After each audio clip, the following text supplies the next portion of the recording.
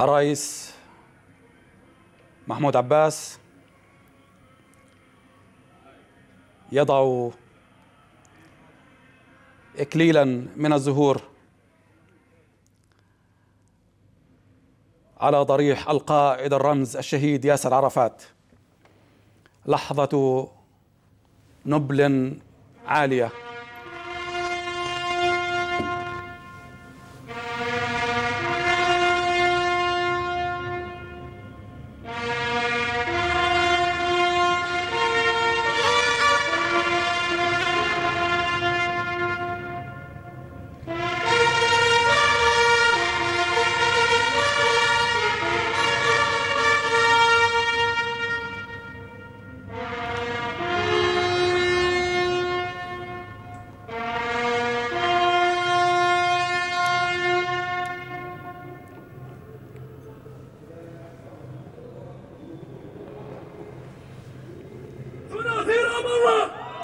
حرص الرئيس محمود عباس على أن يضع إكليلا من الزهور على ضريح القائد الرمز الشهيد ياسر عرفات في اللحظة الأولى لوصوله إلى مقر الرئاسة. لحظة تحمل الكثير من معاني النبل والوفاء من قائد كبير لزعيم عظيم.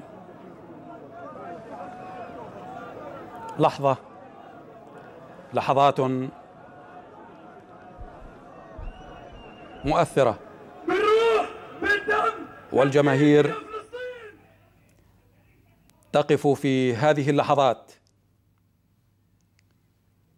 في استقبال قائدها الذي رفع رأسها عاليا وأعاد قضيتها وبعثها من جديد في لحظة تاريخية عظيمة.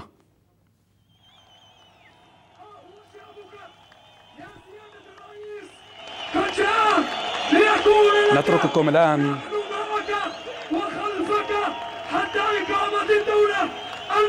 مع هذه اللحظات، لحظات بسم الله الرحمن الرحيم.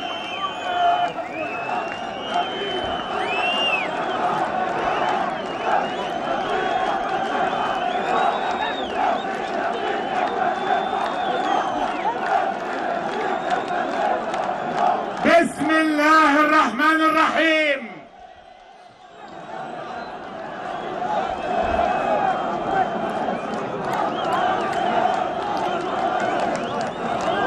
أيها الإخوة،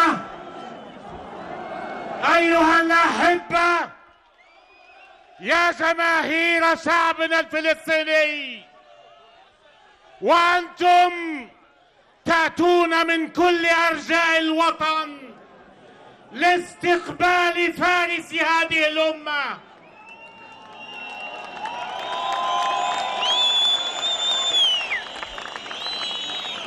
لاستقبال الرئيس أبو مازن وهو عائد من معركة منتصرة.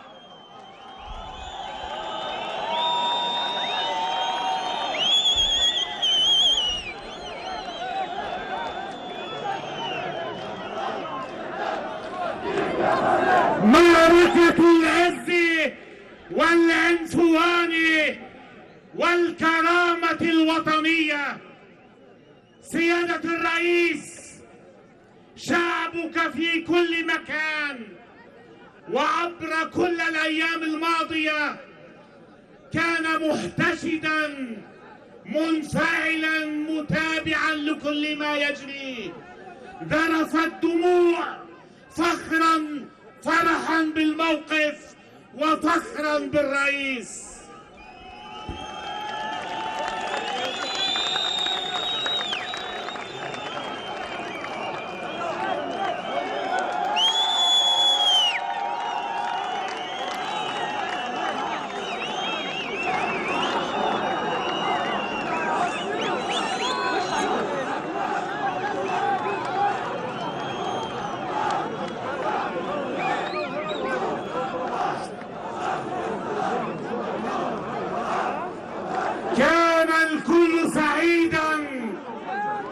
وهو يتابع.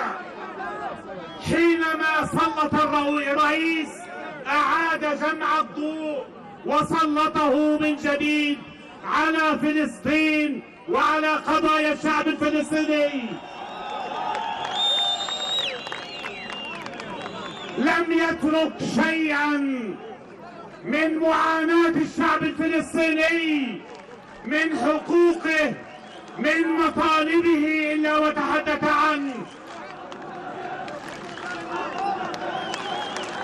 الكل كان سعيدا حينما سمع الرئيس يركز على قضية أسرى الحرية كثابت من ثوابتنا الأساسي. كان سعيدا وهو يسمع تحذير الرئيس حينما قال أنه لم يعد من الممكن أو من المجدي الاستمرار في الأساليب السابقة أو في مفاوضات حسب الشروط السابقة.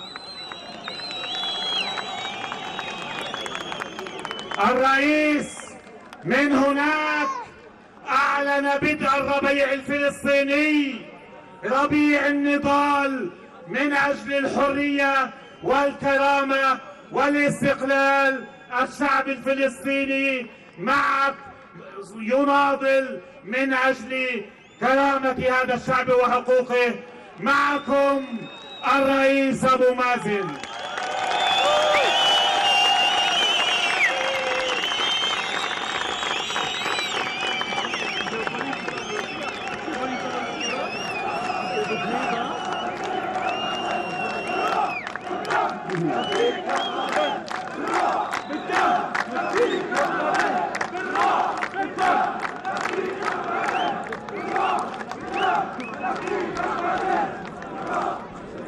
بسم الله الرحمن الرحيم.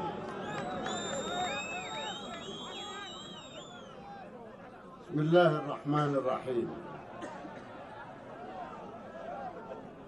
ذهبت إلى الأمم المتحدة أحمل آمالكم وأحلامكم وطموحاتكم وعذاباتكم ورؤيتكم إلى المستقبل وحاجتكم الملحة لدولة فلسطينية مستقلة.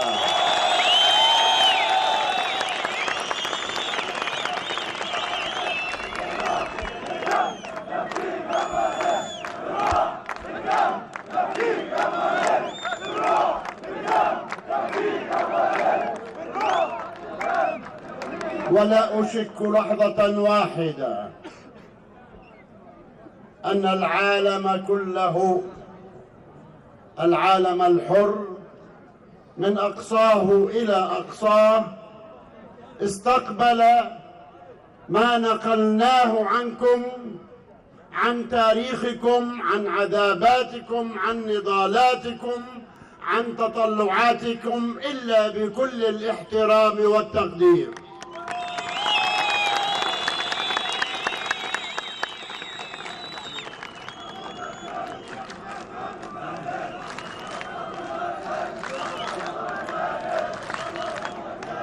وقلنا للعالم إن هناك الربيع العربي، ولكن الربيع الفلسطيني موجود.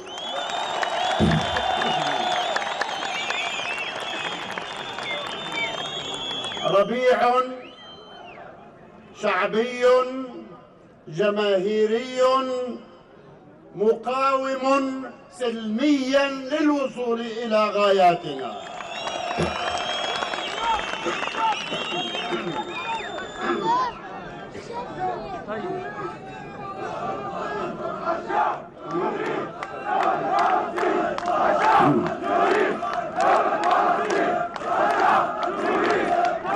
وأمام هذا الإصرار الذي نقلته من عيونكم إلى العالم، وقف الجميع احتراما وتقديرا لتطلعاتكم.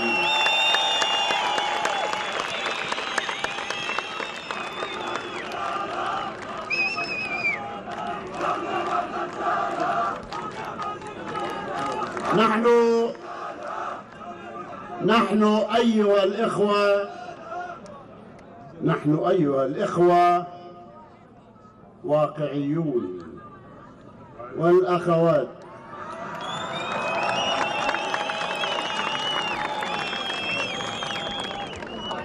أيتها الأخوات أيها الإخوة، نحن نقول إن مسيرتنا الدولية الدبلوماسية العالمية قد بدأت، وأمامنا شوط طويل يجب علينا أن نعرف تماما أن هناك من يعرقل، أن هناك من يضع العقبات، أن هناك من لا زال يرفض الحق ويرفض الشرعية وسيقف بوجهنا، ولكننا بوجودكم أصلب من الجميع في الوصول إلى حقه.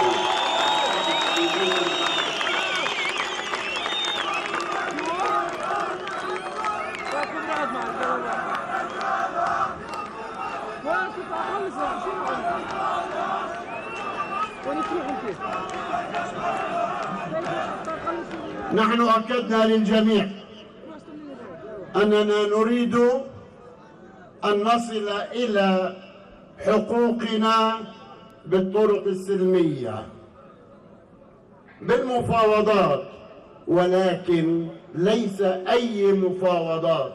لن نقبل إلا أن تكون الشرعية أرضية وأن يوقفوا الاستيطان بشكل كامل.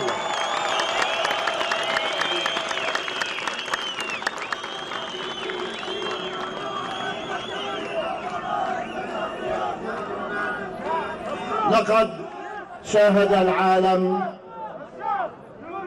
العالم حضارة هذا الشعب عبر الشاشات وعبر التلفزيونات، وعرف تماما أن هذا الشعب حضاري يطالب بحقه فقط، يطالب بتثبيت هذا الحق. وكما قلنا لهم، نحن في هذه الأرض باقون، وسنكون.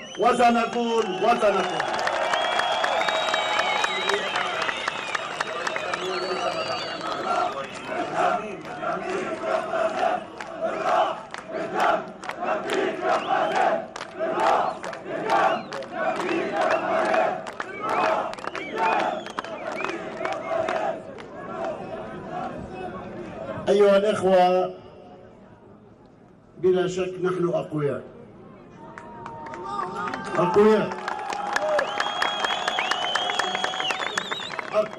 بحقنا، أقوياء بشرعيتنا، أقوياء بتصميمنا، أقوياء بمطالبنا، أقوياء بعيوننا وعقولنا وثقافتنا. إخوتي ارفعوا رؤوسكم فأنتم فلسطينيون.